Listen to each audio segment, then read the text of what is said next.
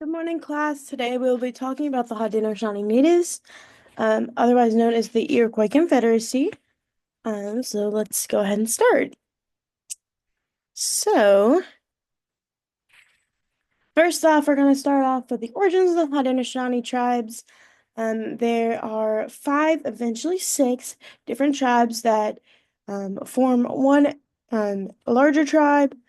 They take up the area of mainly New York and a little bit of southeastern Canada and Vermont, Maine, that area. So scholars say that they roughly founded around 500, 600 BC, but they got more of a democratic start around the years of 1440 to 1660 Anno Domini or AD. Most likely 1142 is the essential guesstimate that they have for when they became like the Iroquois Confederacy.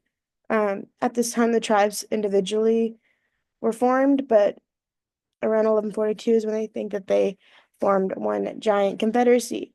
Now, as I said before, it's a group of 6 different nations. Originally, it was 5. We'll get into that a little bit later.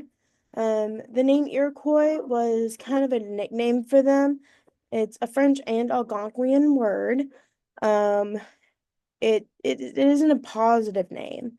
They kind of called them um, the Iroquois Confederacy as a type of slander, naming the name meaning real adders or black snakes. And the term of Iroquois was first used in 1666. Up until then, they've been known as the Haudenosaunee Native Americans or Indians. So that wasn't a very positive term for them. Continuing on, the belt above is the wampum belt. It is made of purple and white seashells that are knitted together or sewn together in this case. The Hiawatha belt is this particular wampum belt. There's 5 symbols across the center. The Hiawatha belt symbolizes the path that the great peacemaker, Hiawatha, took from the west to the east in order to just make general peace among the 5 tribes. The first symbol is the east and represents the Mohawk. Next is the Oneida. In the center is the tree of peace and the Onondaga. Same symbol, same tribe, because they are the capital city. Next is the Cayuga, and the final symbol is the Seneca. All of the nations will be joined together as one eventually. But this is overall the Hiawatha belt and what it stands for. Here's a little video further explaining this point. Make sure my volume's turned all the way up. All right, here we go. And there's subtitles on in case you need them.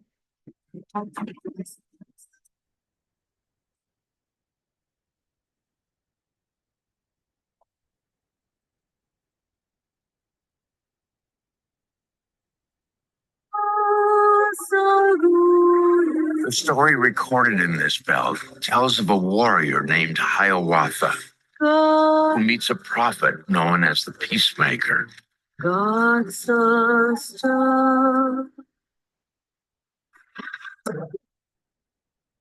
Hiawatha da hajero te nezini Haudenosaunee tu mosambari honyo. Nekti tikna huyata wone ne Hiawatha. Akwegu saguyo ogumpa ya duni heya te. Adoktar ho wasakori ti wasaguda anar ho.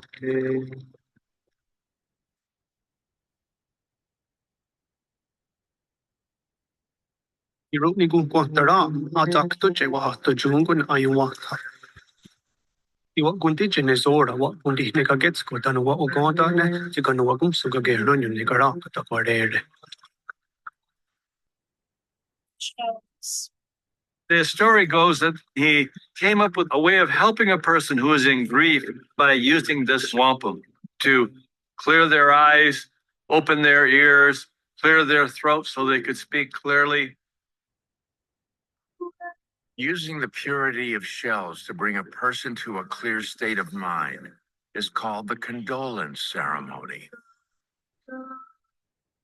It was invented by Hiawatha, and the Haudenosaunee still practice it today. Here's the Hiawatha belt.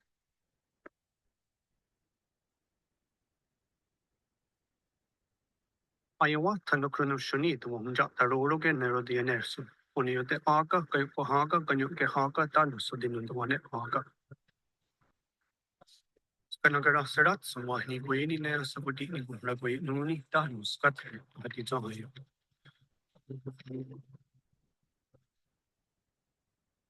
Next is Kanagara Serayate, Honatundatu, Hunja, Unadake Haga. Onda my wata Yavonarota, Senerungue Sagorio Sagoya Ugun A. Rotkunzerax, Kadutar. Neomha, Topsats to Serawana, Zate. He was a sorcerer. He had supernatural powers. He could communicate with the birds and rattlesnakes and wolves and the animal world, and they would help him. He was a mean, mean man. His name was Tarudahu.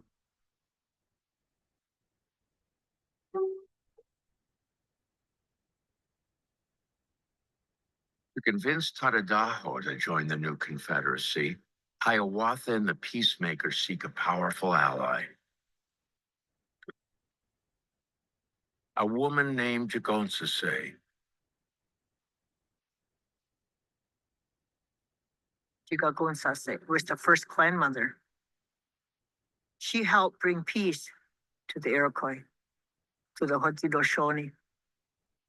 The Peacemaker strikes a deal with her. She can stop the war. She can choose the chief. Sigunsa se Wapumadia, Daniadago, or Nere Sumaran Quizerake. Orneki Wahaguini, Hardy Hoyena Nescona.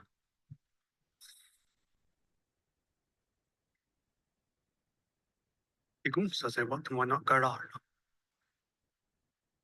Tira di Hondo ne Aguegoro di Ners Ziruna Jataru, or Hondo Watuma Dusted.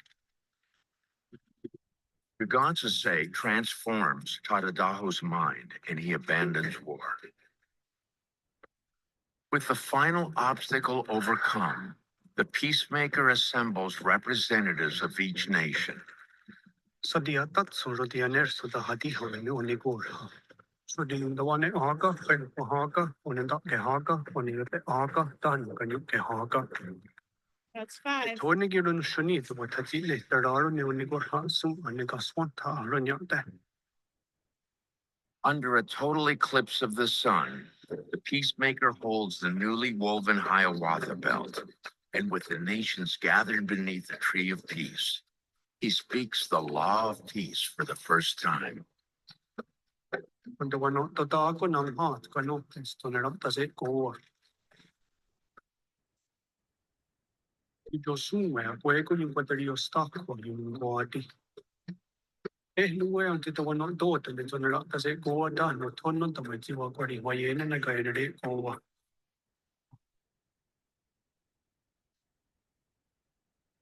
You already go on, that's the on the what got wedge you got the Leon, the West New Jones Arca. That was going on, go on, it's not that the water run.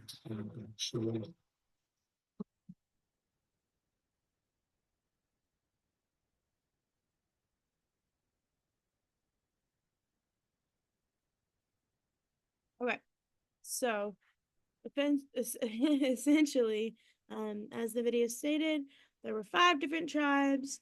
Here I'll go a little bit more into the 6th tribe and the different translations of what each tribe, the name of each tribe is in English. So it's a rough translation, not exactly on point as they probably go by. So they probably don't go by people of the shirt as the Tuscarora do, or the people of the Standing Stone, as the Oneida do. But we have the Mohawk, the people of the Flint. So they're right over here, this depiction right here. Then we have the Onondaga. This is a current picture. And it's the people of the hills. And I'll move myself. We have the Oneida right here. And then we have the Cayuga, the Seneca. And then lastly, the Tuscarora, and I'll talk a little bit more on them. They each have their own page. So I'll talk a little bit more on the Tuscarora later and how they became the sixth tribe. But here's a map showing the Seneca being closer to Lake Erie in Ontario, Cayuga running along the river, and Lake Ontario, the Onondaga in the middle as the capital. The Oneida is there, the Mohawks there, and eventually, right around the Q, U, and O is where the Tuscarora will settle. And up north, we got the Algonquins, as well as to the east in Massachusetts, and the Hurons are over by Lake Huron. Over here's a better depiction because here's the Tuscarora, right in that area. That circa 1720 is that image. This one is earlier. So essentially, they all still exist today. They're in much smaller numbers, but they're still a big powerhouse in the Native American world. So starting off with the Mohawks, we've got they are known as the keepers of the Eastern Door. So that's going to be New York, extending into southern Canada and Vermont. The part of Canada was Montreal and Albany. Technically, they are the biggest out of all of them because of their population size. And they also have a lot more land than some of the others do. There's one more that I'll mention later, but as far as like land wise, they are either first or second mass of the biggest. So they were found by the 1750s. The French Jesuits discovered them. They weren't technically discovered by the French Jesuits. They were discovered a little bit earlier by English settlers, but as of history noting it, it was the French Jesuits because they were looking for a place to build a church. They so chose this place also along the St. Regis River, running through New York, in order to set up their church. That church, the remains are still there. The building itself is not. But they decided, hey, let's build a church here. That area that they decided to build a church on was Mohawk hunting territory, and it was Mohawk land. And so didn't really set a good precedent with them with that. Continuing on with the Mohawk, there's two different pictures pictured below, showing that a current picture and an older picture, more of a sketch in this case, but it shows that their individuality hasn't changed, and that they haven't conformed to being an American, and to being Americanized, but yet they still stay true to their culture and their individuality as a people, and to what makes them to be Native Americans and to be true to themselves and not conforming to the white people, as they used to say. Continuing on with the Mohawks, Akwesasne, as it is known today, translates to the land where the partridge drums, and that was the area that the church was settled on, and because of church records dating back to the late 1600s, we have record of that church, but pardon me, oral tradition and oral history states that the ceremonial grounds, that the church had been there a little bit longer than the late 1600s. Now these two pictures to the right, sorry, to my right, probably your left, are not going along with the words, but I thought it was a fun tidbit, so I included it. The Boston Tea Party, the people that dressed up as Native Americans in the Boston Tea Party, they dressed up as the Mohawk Indians, as the Mohawk tribe. Now, the only reason we're able to tell this is because of the way that they dressed. Certain Native Americans dressed in certain ways and wore their outfits and their I wouldn't say costumes, but their clothes in certain ways, whereas other Native Americans wore them differently. So the Mohawk and the Seneca would not wear the same clothes. So that's how they were able to tell that they were Mohawk. It ended up with a whole bunch of Mohawk, ended up being arrested and killed because they thought that they were them. And the white people got off scot-free. And so that's just an interesting tidbit to, note in American history of another episode where white people messed up. Continuing on, we've got the Onondaga Indians. These are the people of the hills. They're in the middle of the Haudenosaunee Territory. They're also known as the Central Fire. So the Onondaga are the capital people. It's where the Grand Council meets. Haudenosaunee or chiefs. That's where they meet in Onondaga Nation in their on their territory. That's where they met. A lot of them have since moved to Oklahoma and other Native American territories. There are still some Native American territories in New York, just not a lot of them because it's been so overpopulated. Continuing on with the Onondaga, the schooling is one of the most notable things about the Onondaga people, mainly because of the Indian boarding schools that had happened. The Onondaga are the ones that were that most of the children were taken from. So a lot of times there were 3 or 4 different schools. The 2 that hit the Onondaga the most were the Carlisle School for Indian Children in Pennsylvania and the Thomas Indian School in Western New York. Either way, the white people took the children away from their parents at a very young age, the younger the better, in order to be civilized. And then by civilizing, it means cutting off their hair because they grew it long and proud because that was of their culture. Made them dress in European style clothing and talk English and abandon their beliefs and conform to Christianity, and essentially just warping them and Americanizing them into being an essential white person. Back in the 1850s, that is, and before that.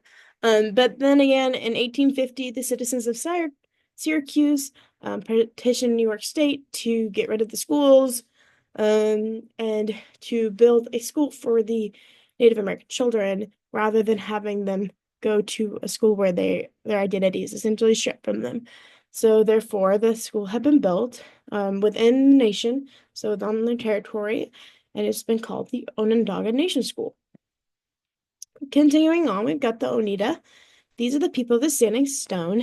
So they became the first to ally with the Americans when they joined the American Revolutionary War. Here's a picture below of the Oneida people meeting with George Washington and fellow American soldiers.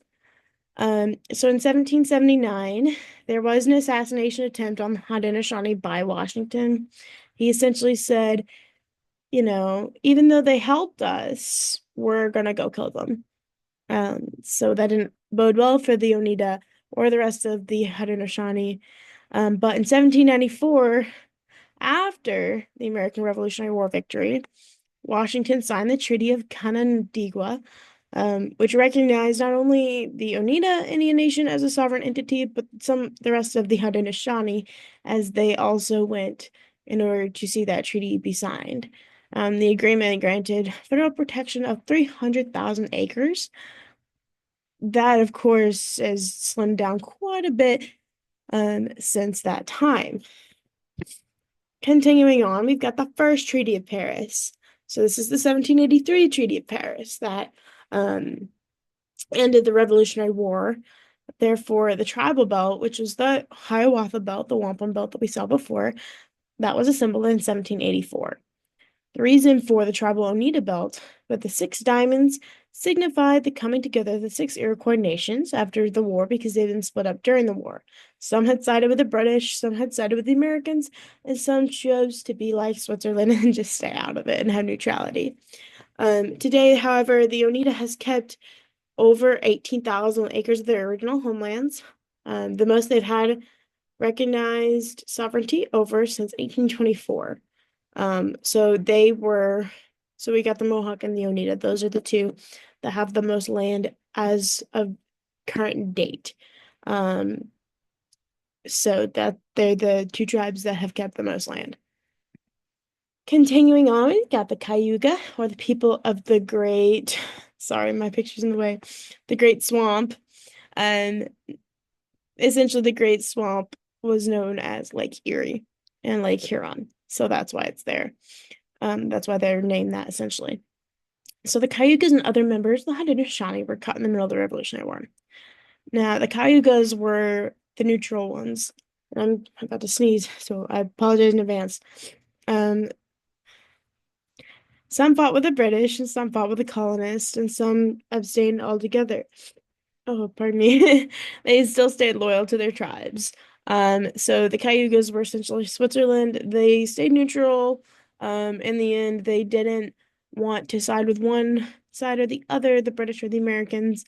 They chose the middle. And in the end, what really stuck out was that all of the Native Americans that formed the Haudenosaunee and the Iroquois Confederacy ended up coming back together and didn't let who they sided with um, detract from their loyalty to each other, which is something that the current American population needs to take a hit on.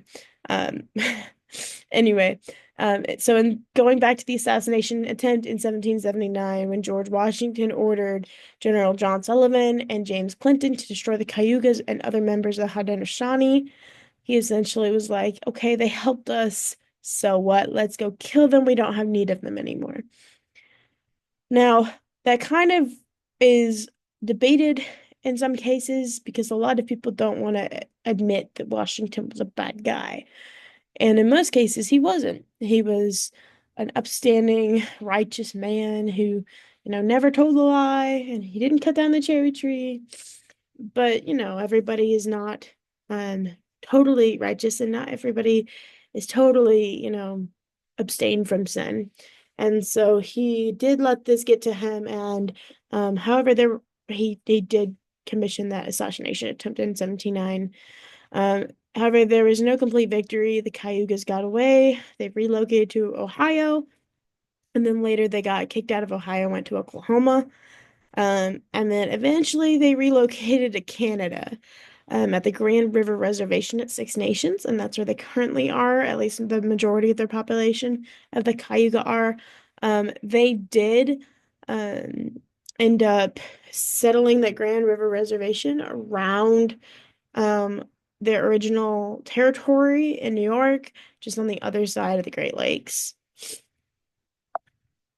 A little bit of normalcy, one could say.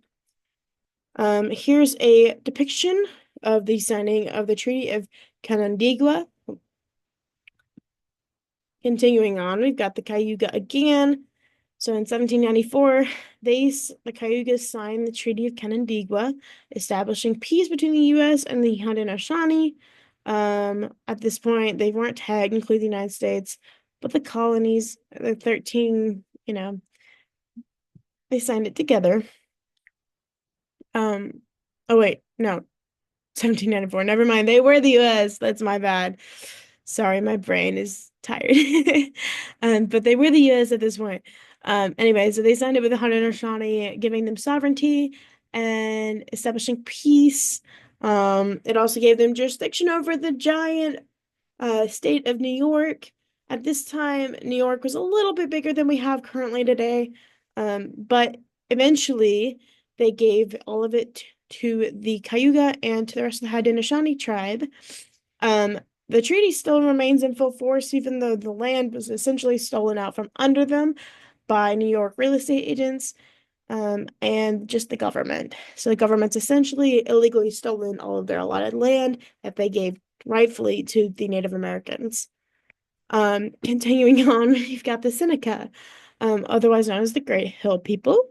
They are the largest of the Six Nations population-wise. So earlier we mentioned the Oneida and the Mohawk as the largest landholders. The Seneca are the largest population holder.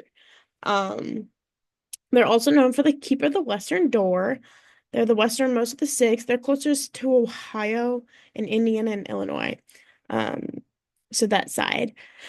So their territory historical territory at least, was central and western New York, and they lived in longhouses on the riversides. Now, while I say they lived in longhouses on the riversides, it wasn't just them, it was the rest of them. As um, I have not stated yet, but I was going to. Anyway, the Haudenosaunee word, Haudenosaunee, means people of the longhouse. So all of them had a variation of a longhouse, but they all lived in longhouses, essentially. Anyway, the villages were well fortified with wooden stake fences, just one of the many industrious undertakings. They also were really good at fishing, hunting, and agriculture, as I will mention here. So they relied heavily on milpa. Keep that in mind. Milpa is one of the test questions, and or it may or may not be on the test. Anyway, keep a lookout for that. So milpa, otherwise known as the Three Sisters, is a term that they use for agriculture. Now, we've got two depictions on the screen here. We've got a cartoon and we've got a real life picture of Milpa. I figured that it'd be easier to look at the cartoon rather than the real life picture because you can't really tell, besides corn, what that is. So in the picture, we've got squash, pumpkins, whatever type of gourd that they wanted to grow at the bottom. So that grows up on the bottom. Next, we have the beans. The beans are growing up around the corn stalk. So not only is the corn stalk strong and sturdy, but it's also a great way that you can grow beans because beans normally need something to wrap around. So as shown in the picture, the beans are wrapping around the corn stalk, and the gourds are giving good fertilizer and also really good, just sitting down at the bottom. They are known as diohako, otherwise life supporters. This is a way, besides hunting and fishing, that the Native Americans, not just the Iroquois Confederacy, lived off of, but a vast majority of Native American people shared this type of agriculture.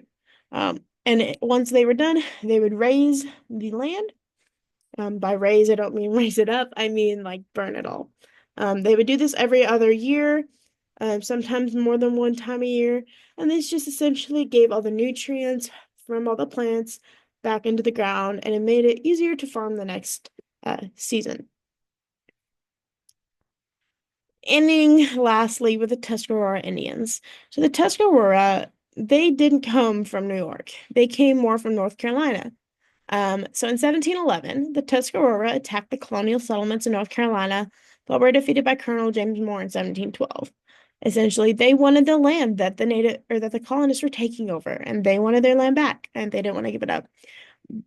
But the colonists had other ideas.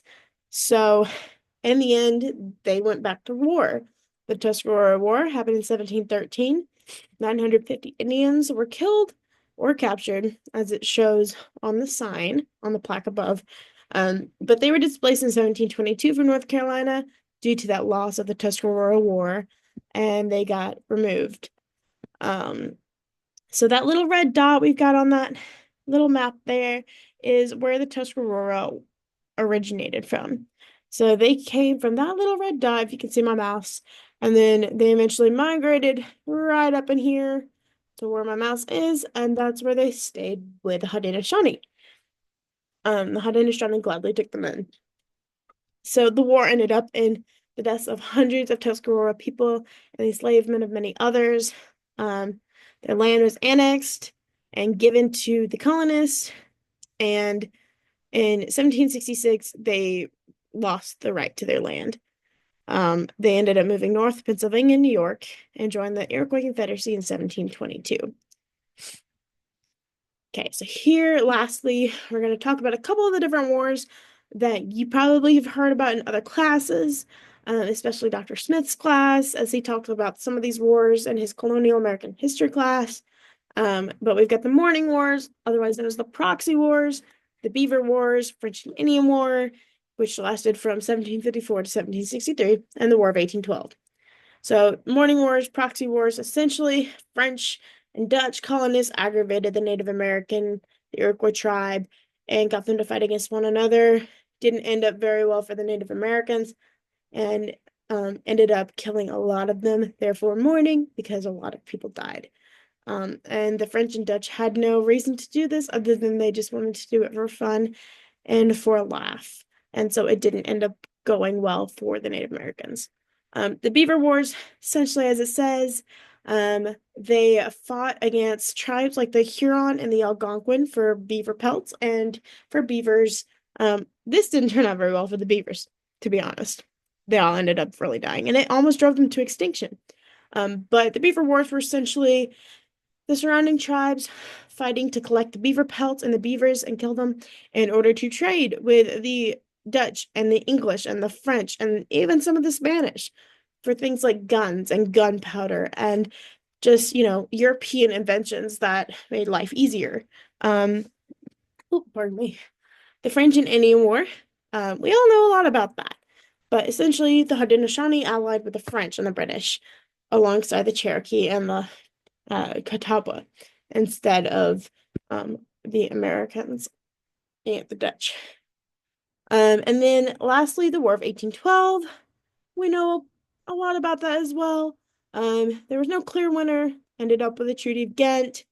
But they fought in the Battle of Queenston Heights and the Battle of the Beaver Dams. And those are the two wars in the War of 1812 that the Haudenosaunee competed in. Lastly, here's a quote by Ben Franklin saying, "It would be a very strange thing if 6 nations of ignorant savages should be capable of forming a scheme for such a union, and be able to execute it in such a manner as that it has subsisted ages and appears indissoluble, and yet that a like union should be impracticable for 10 or a dozen English colonies, to whom it is more necessary and must be more advantageous, and who cannot be supposed to want an equal understanding of their interests." Benjamin Franklin remarking on the government of the Haudenosaunee in 1751. The reason I included this quote is because I thought, if Ben Franklin, who's a founding father of our nation, can point out that the Haudenosaunee have, which they consider, the white people consider, as a nation of savages, have this democracy that has been going on longer than the American democracy. If they have figured it out and they're considered savages, then why can't the Americans figure it out? Now, I thought that this is important because not only do I like Native American history, but I thought it was also interesting for American history, mainly colonial America, but at the same time, Revolutionary War America. Now, this is right before the Revolutionary War took place and we got our freedom. But Ben Franklin here is saying, hey, we should probably take a hint and use what they have done and use it to our advantage because they have set out a way for them to be successful. Therefore, we can be successful if we learn from them. Even though they are savages, they do have a way of doing this, such a manner, and they execute it in such a way in order to actually, appear indissoluble, as he says. So therefore, Ben Franklin's like, we should take a hint from these guys and learn and, just follow the Haudenosaunee and make our government a better government for everybody. And then concluding notes. So in the end, it's important to note 6 different tribes, the Mohawk, Onondaga, Oneida, Cayuga, Seneca, and Tuscarora, while they did have their own individuality and their own cultures, languages, ways of life, they all came together, formed one nation, and built their futures together as a united nation.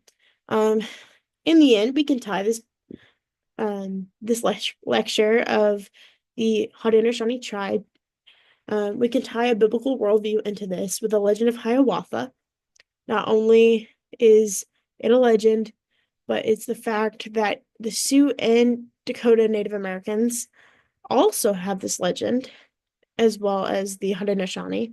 So therefore, it proves that not only did one tribe come up with this idea, but more tribes came up with this idea. So it's a shared story, which means that it gives more fuel to the fire of the Tower of Babel and the flood, which gives further evidence that the Bible is real. Because while there is a great peacekeeper, his name is Jesus, and it's not Hiawatha. But essentially, we can tie the biblical worldview into this and the fact that the Native Americans had a creation story. They have a peacekeeper story. And it's very similar in some ways to the story of the Bible and the story of Jesus. Um, so ending that, we will say Onen Kiwahi, which means goodbye. And there, maybe. Nope, I think, yep, that is it. All right. Bye, guys, and thank you so much for coming to today's lecture.